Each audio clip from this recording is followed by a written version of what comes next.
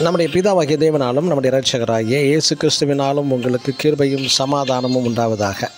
கிறிஸ்துவுக்கள் அன்பான சகோதர சகோதரிகளே, இன்று நாம் தியானத்துக்கு எடுத்துக்கொள்ள இருக்கிறதான வேதவசனம் 111 சங்கீதம் 9 அவருடைய நாமம் பரிசுத்தமும் பயங்கரமும் ஆனது. ஆமேன். இன்று கிறிஸ்தவ மத தலைவர்களின் பெயர் முன்பு பட்டம் போடுகிறார்கள். ரெவரண்ட், பாஸ்டர், பிஷப் இது போன்றதான பட்டங்களை பற்றி அதன் முன்பு போட்டு அழைத்து பெருமைப்படுகிறார்கள். நாம் இந்த ரெவரண்ட் என்ன என்று தியானிக்கும் போது பழைய ஏற்பாட்டில் 111 சங்கீதத்தில் புஸ்தகத்தில் 9 ஒரே ஒரு இடத்தில் மட்டுமே வேத புஸ்தகத்தில் குறிப்பிடப்பட்டுள்ளது. கிங் ஜேம்ஸ் வெர்ஷனில் நாம் பார்க்கலாம். ரெவரண்ட் என்பதற்கு எபிரேய பதத்தில் வணங்கப்படத்தக்கவர், தெரிந்து கொள்ளப்படத்தக்கவர், பயப்படத்தக்கவர், உயர்வாய் மதிக்கப்படத்தக்கவர் என்று குறிப்பிடப்பட்டுள்ளது. அவர் யார்?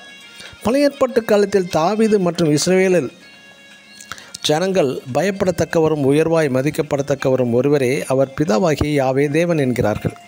பழைய ஏற்பாட்டில் எந்த ஒரு மிகப்பெரிய தீர்க்கதரிசியும் எந்த ஒரு பெரிய ராஜாவும் கூட தங்களுடைய பெயருக்கு முன்பாக பயன்படுத்தவே இல்லை. இது போன்று அந்த மாட்சிமை, மகிமை, மகத்துவம், கனம் யாவுமே பிதாவாகிய யாவே தேவன் ஒருவருக்கே தரப்பட்டுள்ளது.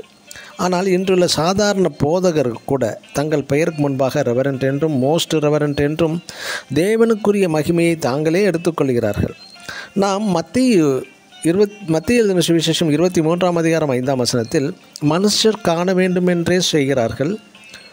விருந்துகளில் முதன்மையான இடம், ஜெப ஆலயங்களில் முதன்மையான இடம். அது மட்டுமல்ல, லூக்கா எழுதின சுவிசேஷம் 16 மனுஷருக்குள்ளே மேன்மையாக எண்ணப்படுவது தேவனுக்கு முன்பாக அருவருப்பாக காணப்படுகிறது என்கிறார்.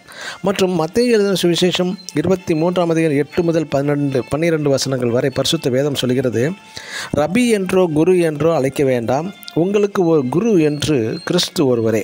நீங்கள் எல்லோரும் சகோதரராயிருக்கிறீர்கள்.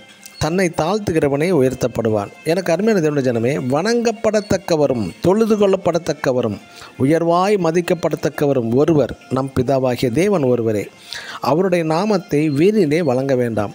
தமது மேன்மைக்காகவும் கூட ரெவரண்ட் என்ற பெயரை அழைக்கவே வேண்டாம். ஆமேன். God bless you.